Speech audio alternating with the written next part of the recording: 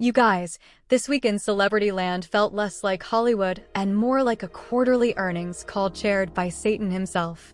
We've got a rapper facing allegations so dark they could tank an entire legacy portfolio. A megastar nearly tackled on the red carpet while her co-star went full Marvel superhero. An R&B legend getting cuffed by the roadside.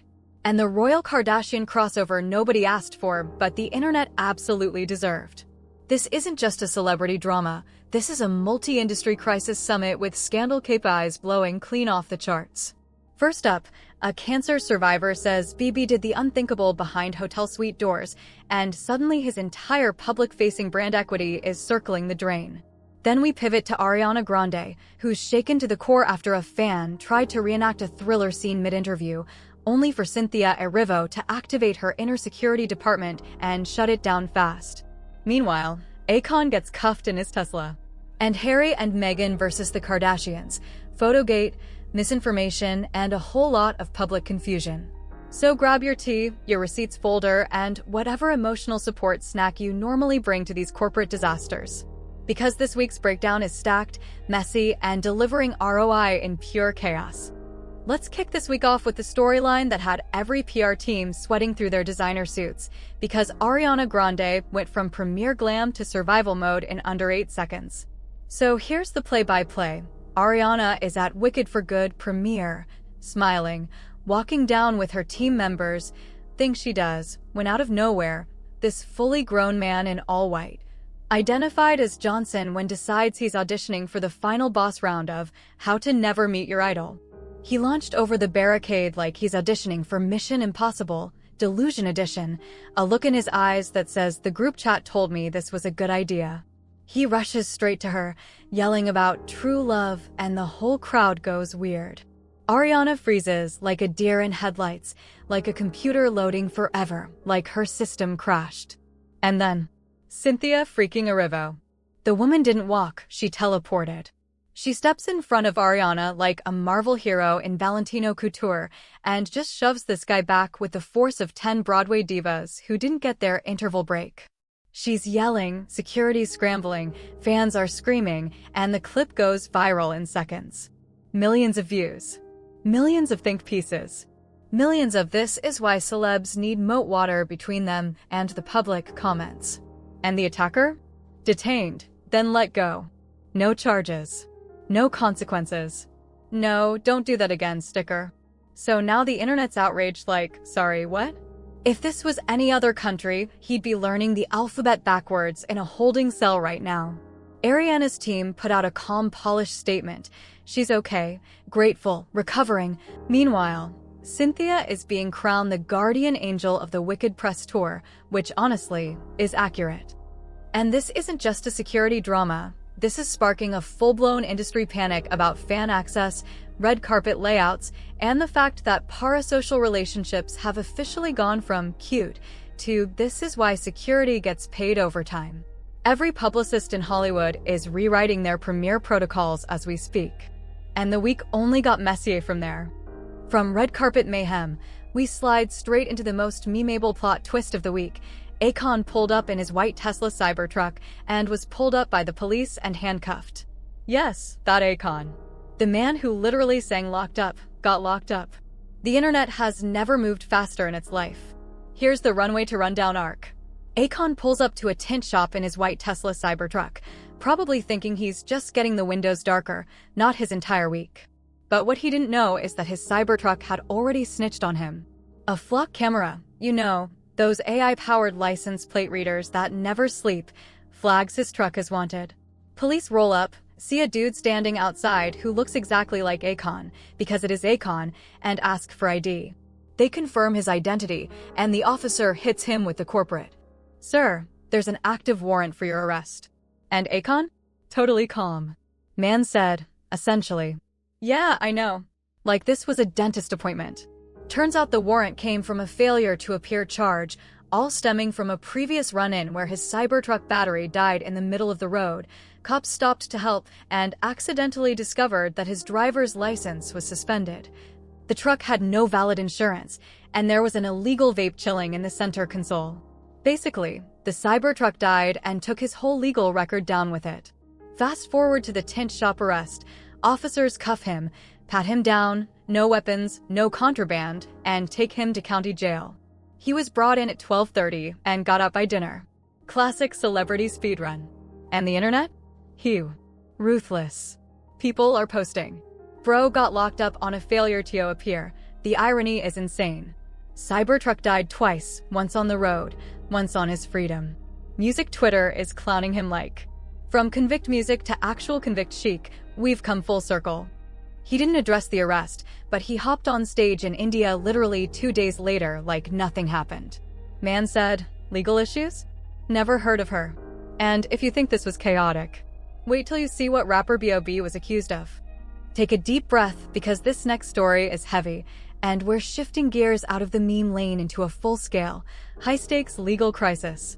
So here's what's unfolding around rapper B.o.B, real name Bobby Ray Simmons, and why this lawsuit is shaking the room. A Texas woman identified only as Jane Doe, a married mother of 2 and a cancer survivor, has filed a federal civil suit accusing B.o.B of kidnapping and sexual assault at a hotel after one of his shows. According to her filing, she says she went to his performance, got invited on stage as part of his routine, and later his manager allegedly invited her and her cousin to an after-party at a penthouse suite. For her, this wasn't a groupie fantasy. She says B.o.B's music helped her through cancer treatment. Being invited backstage felt like a once-in-a-lifetime moment. But once they got to the Westin suite, the tone allegedly shifted. She claims she was offered edibles and declined. Her cousin steps out to grab a jacket, and that's when the lawsuit says the door shut and everything changed. According to her account, B.o.B allegedly grabbed her by the throat, forced a kiss, groped her, and forced her legs open while making comments like, "What makes you think I won't kiss you right now?" She says she was frozen and terrified. And then she claims his wife walked in. The filing says B.o.B got up, made sure his wife had left, then returned and allegedly continued touching her with the intent to assa her further. Right up until a manager knocked on the door, giving her the chance to escape and meet her cousin downstairs. Jane Doe says B.o.B's team knew exactly what was happening and didn't intervene, and that's why she's now suing for assa, battery, emotional distress, and more. Now let's talk about the response, because B.o.B's lawyers are going scorched earth. His attorney calls the entire lawsuit a fabricated narrative, a money grab, and a tactic to explain her whereabouts to her husband. They're saying it's all false, orchestrated, and designed for a payout, and they're positioning B.o.B as the one being extorted. He categorically denies everything and says false claims hurt real survivors. No criminal charges are filed at this time, but civil suits like this can still move forward, especially in the era of revived survivor claims. And whether your team believe her or team, let the courts decide. One thing is clear. This is career-ending territory if even a fraction of it sticks. This is a dark, heavy chapter, and the case is ongoing. Up next, we pivot into something chaotic, messy, and honestly ridiculous. The royal family versus the Kardashians' consent form meltdown. Closing out this week's chaos funnel is a saga that proves one thing. If the Kardashians breathe near the Sussexes, the internet will invent a storyline in 12 minutes or less. So here's what went down. Harry and Meghan pulled up to Kris Jenner's massive James Bond-themed 70th birthday bash. Think tuxedos, glam, Hollywood elite, Bezos mansion, the whole 9 yards. They were photographed with Kris, Kim, and basically every A-lister in the building. And then, those photos disappeared. Deleted from Kim and Kris' Instagrams. Gone. Poof. And that's when the entire internet said, "Oh, this is definitely a scandal." Social media immediately cooked up a narrative that Harry and Meghan refused to sign a photo consent form, so the Kardashians had to scrub them out like a digital hit job. But here's the twist. That story was completely false. According to a source close to the event and confirmed by People, there were never any consent forms. Not for Harry, not for Meghan, not for anyone. Zip. Zero. Nada. Translation. The consent form drama was fan fiction dressed up as a headline. So why did the photos disappear? That part remains murky. Could have been aesthetics, feed curation, lighting choices, or maybe Kris wasn't feeling the angle. She's a brand strategist first, grandmother second.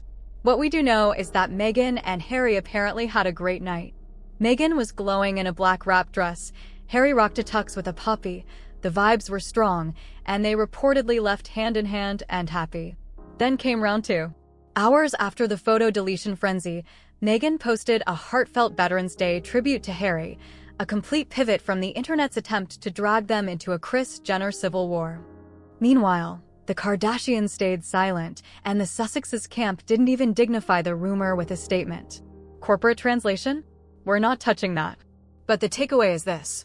The internet manufactured a Sussex, Kardashian feud out of thin air, and the media machine ran with it so hard that insiders had to step in and say, no, babes, there weren't even forms.